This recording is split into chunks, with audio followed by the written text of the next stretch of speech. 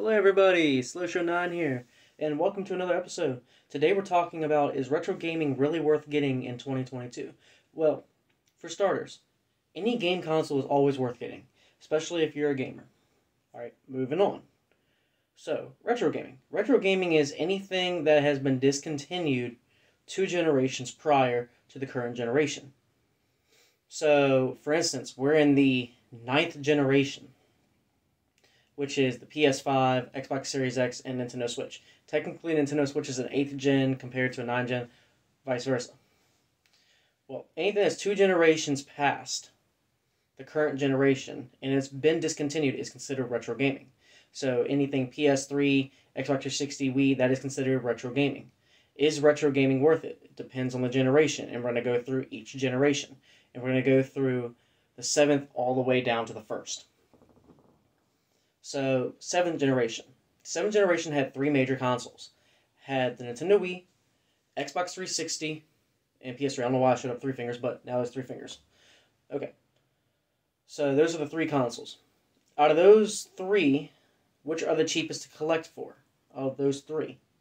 The cheapest one would probably be the 360. The second cheapest one would definitely be the PS3. And the last one would be the Wii. Mainly because the Wii would be the most expensive out of those 3 is the fact of the first-party games. Most of the first-party games are between $20 to $50. While the PS3 and Xbox 360, most of those first-party games, and those exclusive great ones like Uncharted or Gears of War, Halo, Little Big Planet, most of those games are between $5 to $20.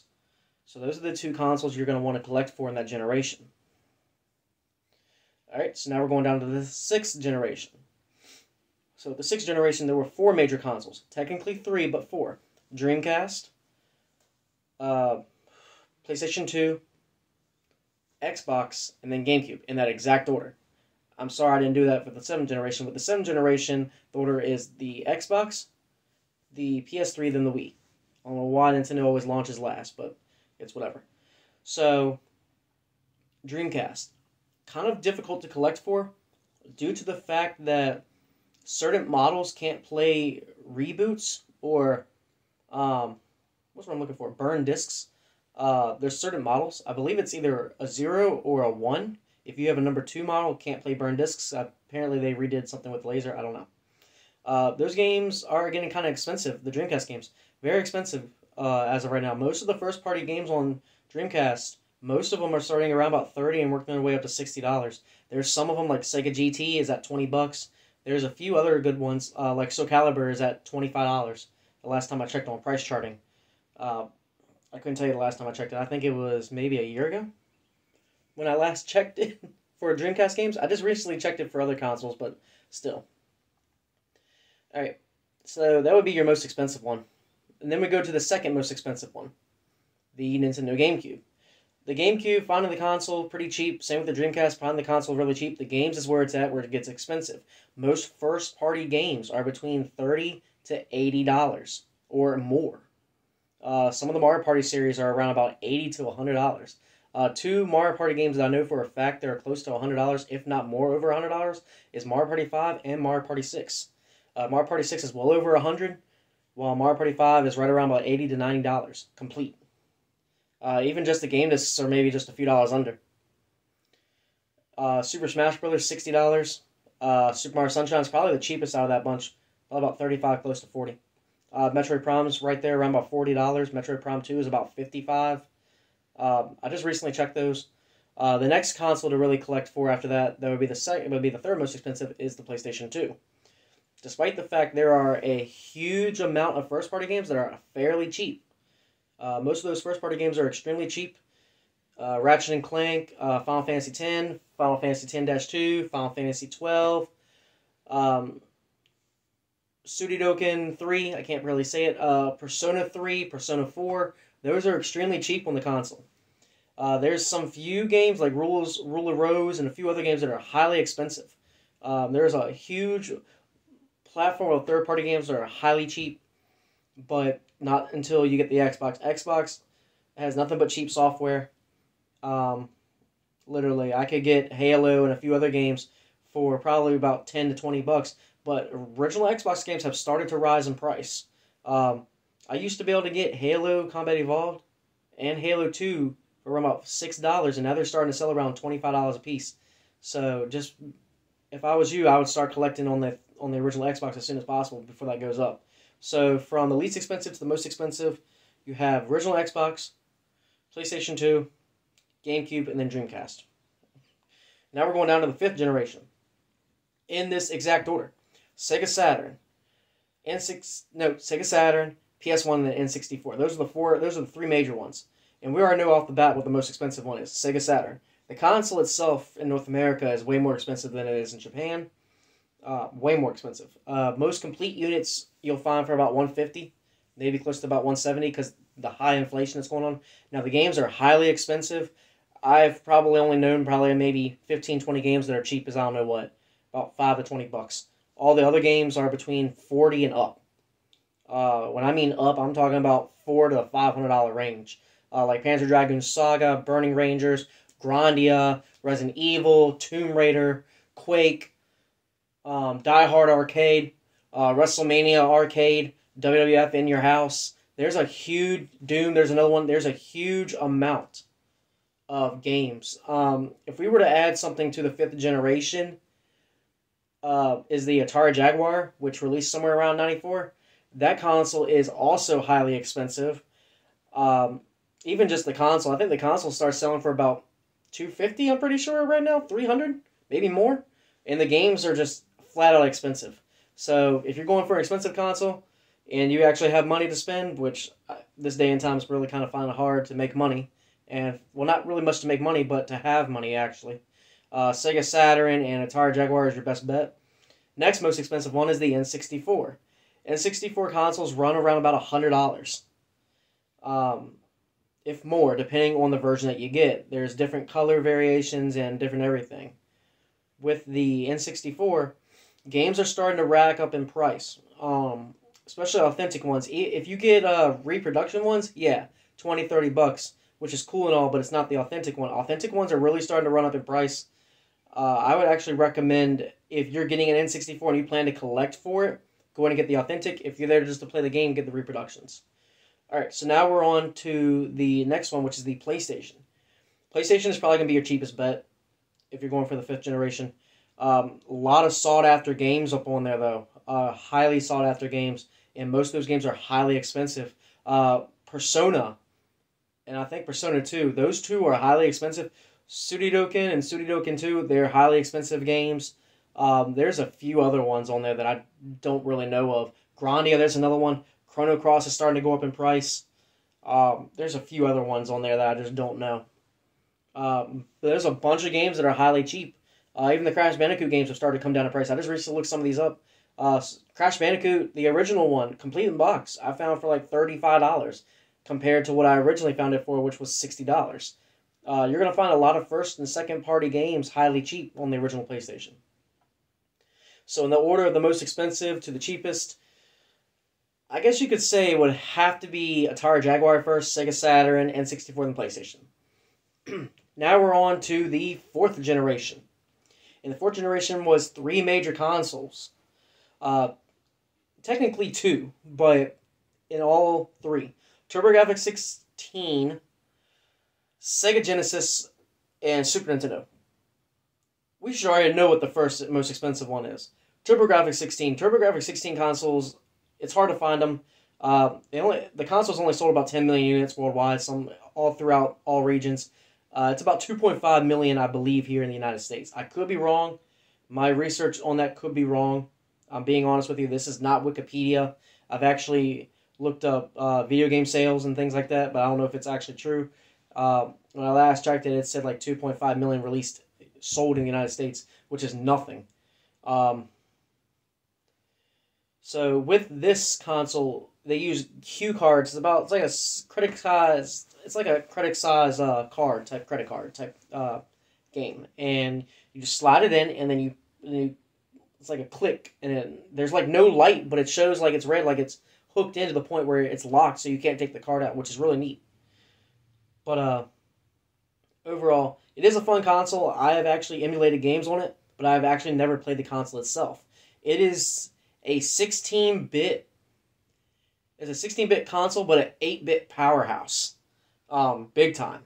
But it's not as powerful when it comes to like Super Nintendo or something. It's not as powerful. This is actually somewhat similar to another console we're about to talk about in just a little bit, but the next most expensive one is the Super Nintendo. Super Nintendo was probably one of the most powerful consoles of its generation.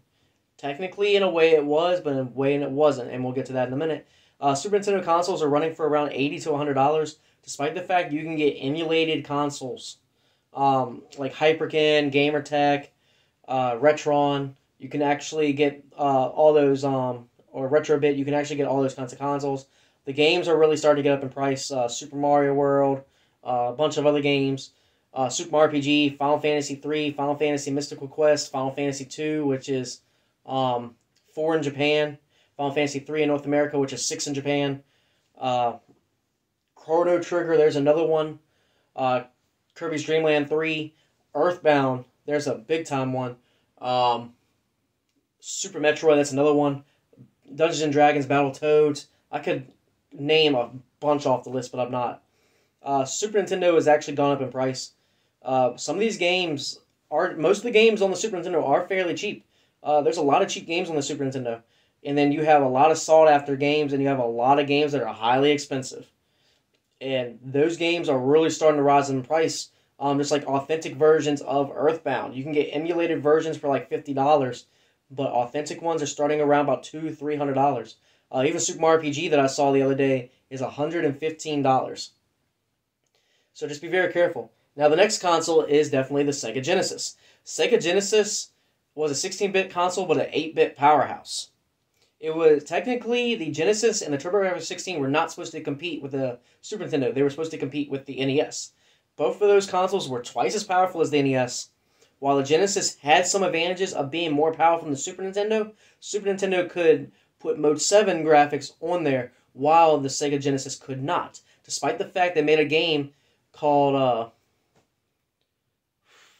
Virtual Racing, and then Hard Cruising or Hard Driving. That's another 3D game. There's not too many of those games. The prime example of this is probably Teenage Mutant Ninja Turtles 4, Turtles in Time, and then Teenage Mutant Ninja Turtles Hyperstone Heist.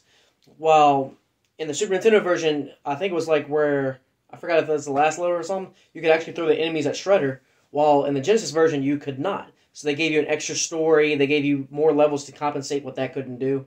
So that was the thing. Out of those three, out of those three that I recommend, I'd actually recommend getting the Genesis over the Super Nintendo any day, but still. I'm actually going to go through the end and actually talk about all these consoles. So now we're going down to the third generation. And as far as I know, there's only 2 consoles in the third generation that really competed. And that was the Sega Master System and the Nintendo Entertainment System. With the Sega Master System releasing in 1985 and the NES technically releasing in 1983. The Sega Master System in North America is highly expensive, especially in Japan. It is fairly cheap in Brazil and Europe, but it's hard to find up over here to buy it. So if you're able to buy it for a cheap price, get it. Also, the Sega Master System uses Hue cards, but it also uses cartridges. Smaller games go on the Hue cards, bigger games go on the cartridges. And it's a fairly expensive console, especially in North America. These consoles start between $115 and $180, depending on the version you get. While the games there are a lot of sought-after games. A game called Golden Axe Warrior is highly expensive. I wish I owned the game. That would be great, but I'm not going to be able to find a game like that for as cheap as I can find it. Because it's not cheap at all. Phantasy Star, Sonic the Hedgehog 2, Sonic Chaos, all those games are on there. If you look at a console called the Sega Game Gear, it is literally a portable master system in North America, and it's sold very well in North America. So that's something I would definitely look at. Alright, and then the Nintendo Entertainment System. The Nintendo Entertainment System is fairly cheap. You can get emulated versions of the console, but the console itself runs about $100. Most of the games on there are fairly cheap. There's a lot of sought-after games and a lot of expensive ones. Certain games like Mega Man 6 running about $200, or Bomberman 2 running about $300 or $400. There's a lot of sought-after games, but there's a lot of really, really cheap games. and there is a lot of shovelware on the system. So most of those games are fairly cheap, running around about, what, probably 10, 15, all the way up to $200. Now, for retro collecting, as a standpoint, is it really worth to collect certain generations of games when we look at everything today? Certain generations, no.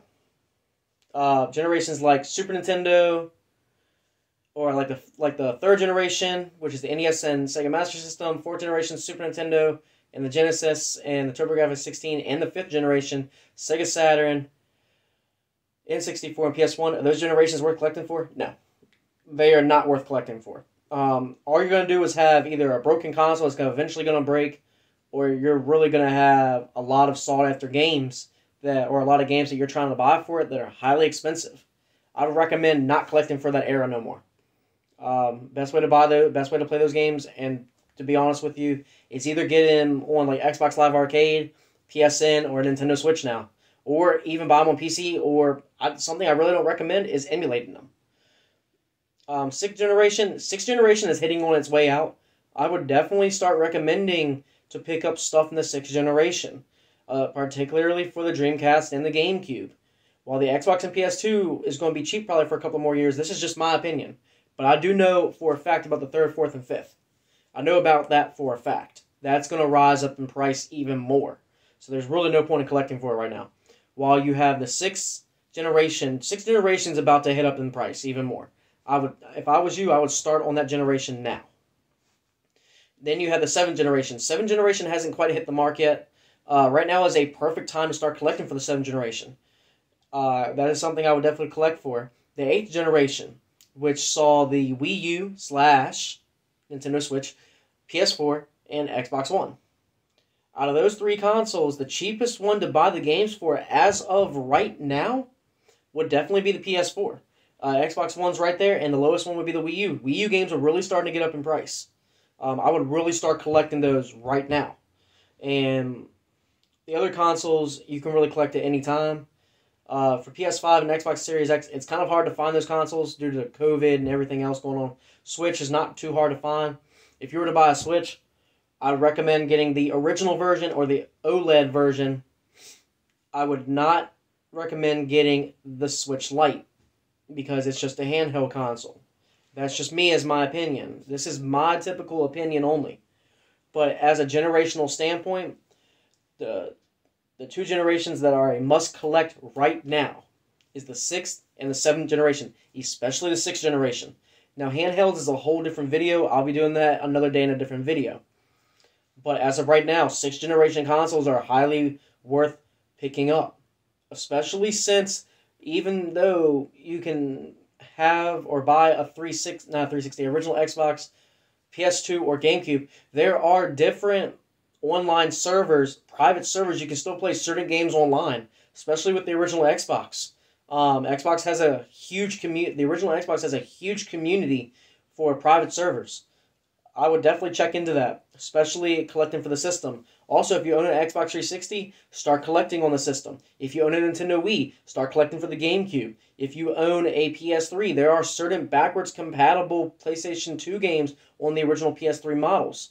But those models are actually kind of hard to get by. Instead, they actually have HD remasters on there. So that's up to you. But just be warned that most of these 6th generation consoles soon are going to start going out of date. I've seen more GameCubes break down than anything, and I've seen a lot of PS2s break down.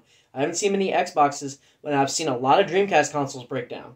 So just be mindful. You might have to get the next generational console just to replay these backwards compatible games.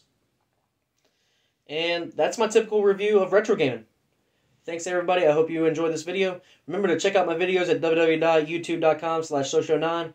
Thank you so much. Like, subscribe, leave a comment. Tell me what your retro gaming aspect is. Tell me what your favorite generation is, and tell me what your favorite console to collect for is. Thanks.